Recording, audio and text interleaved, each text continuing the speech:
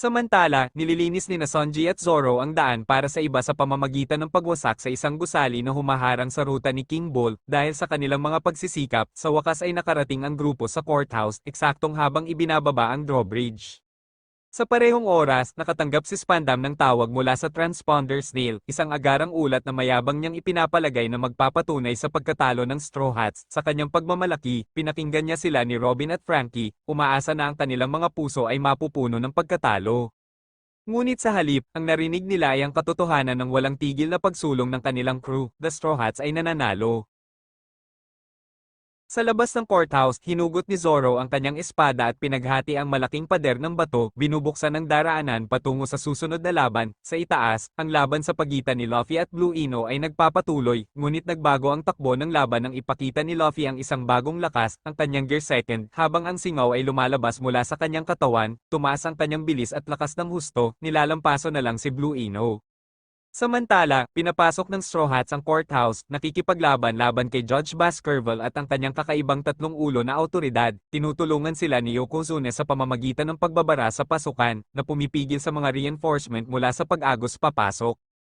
Sa ibang lugar, sa pangunahing daan, ang mga higanteng sina Wamo at Kashi ay nilulunod ang Elite Watchdog Unit ng gobyerno, kasama si Usopp at ang mga foreman ng Galila. Sila ay patuloy na papunta sa plaza. Habang naka-activate ang Gear Second, tinalo ni Luffy si Blue Ino at kalmado siyang nagpatuloy, may matinding determinasyon sa kanyang boses, sumigaw siya ng pangalan ni Robin sa buong Enies Lobby, ipinahayag na siya ay narito upang iligtas siya. Sa loob ng Tower of Law, ginamit ni Frankie ang natira niyang cola sa isang kakaibang paraan, sa pamamagitan ng pagpapalaki ng kanyang likod, binugin niya ang sarili at si Robin sa pader, pumutok ang kanyang mga kadena at tinulungan silang tumalon sa balkonahe, kung saan nakita sila ni Luffy sa wakas. Si Robin, labis na naguluhan, ay nagsabi kay Luffy na magbalik na siya dahil nais niyang mamatay, ang kanyang puso ay napapalibutan ng mga taon ng sakit at pagtataksil, ngunit hindi umatras si Luffy. Habang nagsasanib puwersa sina Usopp at ang crew, nagtipon ng Straw Hats sa mga battlements, ngayon ay nakaharap sa CP9 at ang kanilang nahuling kasama, naghihintay sila na ibaba ang drawbridge, handa para sa huling laban. Biglang, naglakbay tayo 20 years pabalik sa nakaraan, sa isla ng Ohara, kung saan lumaki ang batang si Nico Robin. Sa kabila ng kanyang katalinuhan, siya ay Minamoto at tinatakwil ng parehong matatanda at bata. Ang tanging kasiyahan niya ay ang Tree of Omniscience, ang pinakamalaking aklatan sa buong mundo, kung saan naging scholar siya sa edad na 8 taon. Ngunit kahit noon, tinatanggihan ang kanyang mga ambisyon na makatulong dahil sa kanyang murang edad. Puno ng lungkot, naglakad siya patungo sa baybayin, kung saan nakilala niya si Jaguar D. Saul, isang higanti at dating Vice Admiral. Mabilis silang nagbonding, at nagulat si Saul nang malaman niyang siya ay anak ni Nico Olvia, isang wanted na scholar na kamakailan lamang ay bumalik sa Ohara gamit ang isang ninakaw na barko ng Navy. Agad niyang tinungo ang aklatan upang ipaalam sa mga scholar ang paparating na pag-atake ng gobyerno, ngunit huli na ito. Si Spandine, ama ni Spandam, ay dumating na kasama ang kanyang mga puwersa, inutusan ng mga tao ng Ohara na lumikas habang sinisimulan ang pag-aresto sa mga iskolar. Hiniling ni Professor Clover, ang guro ni Robin, na tumakas, ngunit tumanggi siya. Habang tumitindi ang tensyon, hiniling ni Clover na makipag-usap sa Five Elder Stars. Pumayag sila. Sa makasaysayang pag-uusap na iyon, ibinunyag ni Clover ang isang nakakatakot na katotohanan. Ang mga pananaliksik ng mga iskolar ay tumutukoy sa pagkakaroon ng isang nawawalang sibilisasyon na tinanggal mula sa kasaysayan ng umangat ang world government, ang kanilang kasalanan, ang pagtuklas sa mga lihim ng Void Century, dahil takot ang world government na malaman ito.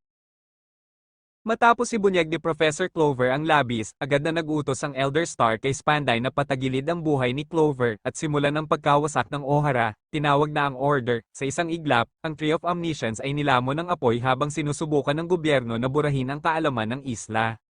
Nagkakagulo ang mga iskolar upang iligtas ang mga aklat at sa gitna ng kaguluhan, muling nagkita si Robin at ang kanyang ina, si Nico Olvia, ngunit ang kanilang oras na magkasama ay napakabilis at puno ng kalungkutan. Nagsimula ang pag-atake ng Buster Call, mga battleship na bumabagsak sa isla, ginugol ang buong lugar at ginigiit ang pagkawasak ng lahat ng bakas ng Ohara. Sa gitna ng pagkawasak, ipinagkatiwala ni Olvia kay Saul ang buhay ni Robin, na sinusubukang dalhin ng bata sa kaligtasan habang siya ay bumalik sa naglalagablab na aklatan upang mapanatili ang kaunting kaalaman na natitira. Habang lumalaban si Saul laban sa mga battleships, nagmamadali si Robin patungo sa barko ng paglilikas, ngunit pinigilan siya ni Spandine, itinuturing siyang isang kriminal. Biglang dumating si Vice Admiral Kuzan, ang magiging admiral sa kasalukuyan na si Aokiji, at hinarap si Saul.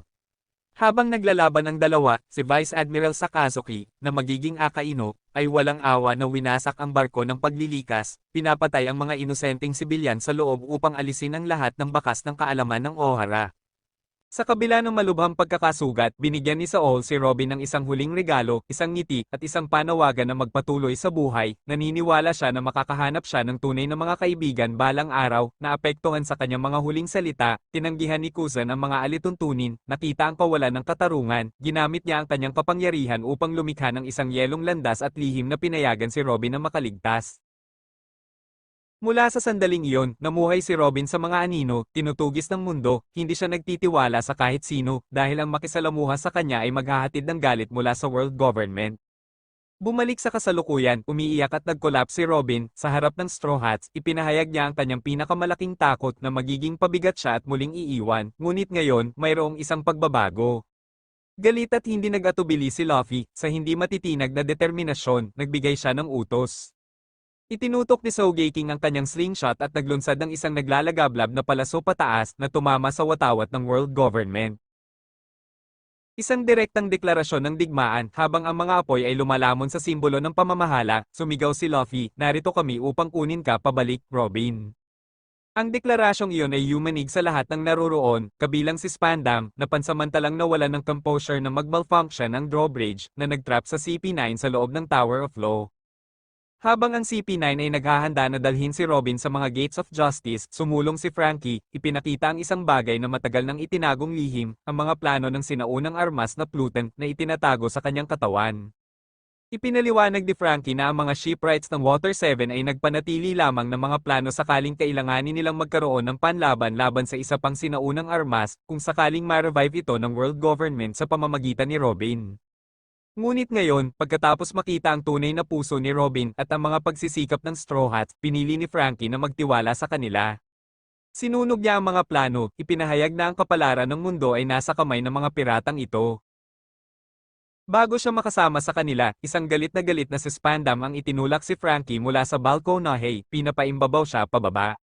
Sa puntong iyon, sumugod si Kokoro gamit ang Rocketman sa ibabaw ng itinaas na drawbridge, at sa isang nakakagulat na twist, sumabog ang sea train at tumama kay Frankie, ipinadala ang mga debris na sumabog sa ere. Nagtipon ng Straw Hats at Frankie, ngunit sinalubong sila ng mapagmalaking ahente ng CP9 na si Fukuro, na ipinahayag ang mga utos ni Spandam, si Robin ay ipapaslang, at ang sinumang manghihimasok ay wawakasin. Ipinahayag niya na sina Lucci at Spandam ay nagdadala na kay Robin patungo sa Gates of Justice. Habang tumatakbo si Luffy patungo sa paghabol kay Robin, ang natitirang mga miyembro ng crew ay naghiwalay upang hanapin ang mga susi upang buksan ang kanyang mga handcuffs na gawa sa Sea Prism Stone. Bawat Straw Hat ay nakikipaglaban sa iba't ibang CP9 na miyembro sa isang serye ng mga one-on-one na laban. Samantala, aksidenteng nadiskubre ni Chimney at ang kanyang alaga, si Gonbi, ang isang lihim na pasilyo sa ilalim ng lupa at sinundan nila sina Spandam at Lucci, hindi nila alam na papalapit na sila sa puso ng labanan. Nakipaglaban si Nami kay Khalifa at si Frankie ay nakipaglaban kay Fukuro na nag-umpisa ng isang mabagsik na labanan, samantalang si Zoro ay nakatagpo ng espada laban kay Koku na ipinahayag na nakakain siya ng ox fruit model giraffe na nagbigay sa kanya ng isang nakakatawa ngunit isang malakas na anyo. Ang sitwasyon ay lumalala ng aksidenteng sirain ni Kako ang Tower of Law, na nagpadala kay Zoro at Kako pababa sa antas kung saan naglalaban sina Usopp at Jabra. Sa gitna ng kaguluhan, aksidenteng nakakadene si Zoro at Usopp ng mga handcuffs na gawa sa Sea Prism Stone na malubhang nagpapahina kay Zoro. Hindi nagtagal, natutunan ng grupo na ang mga susi ay may mga natatanging numero, at ni Jabra ni Kako ay walang tamang susi upang palayain sina Zoro at Usopp. Dahil hindi nila natapos agad ang laban, nagpatuloy ang labanan ng mga miyembro ng CP9 habang dumating si Chopper, agad na napansin ang sitwasyon at nagmadali patungo sa paghahanap ng pangalawang susi mula sa isa sa iba pang mga ahente. Samantala, nalunod si Luffy, ngunit niligtas siya ni Chimney at Gonbi, at ginabayan siya patungo sa underground passage na papunta sa Gates of Justice, hindi magawang buksan ang pintuan, ipinagana ni Luffy ang Gear 3, pinapalakas ang kanyang mga buto upang wasakin ang gate gamit ang labis na puwersa. Sa ibang lugar, ang desperadong si Frankie ay nauubusan ng cola, ang kanyang pinagkukunan ng lakas, makipaglaban siya kay Fukuro ng malupit, at ang kanilang labanan ay sumabog sa isang malapit na kusina. Bigla, pinatumba si Chopper sa kwarto ng isang muling gumaling na Kumadori, ngunit nakayanan niyang maghatid ng 3 bote ng cola kay Frankie. Ngayon ay muling nabigyan ng lakas, naglunsad si Frankie ng kanyang makinaryang puot, handang baliktaran ng laban.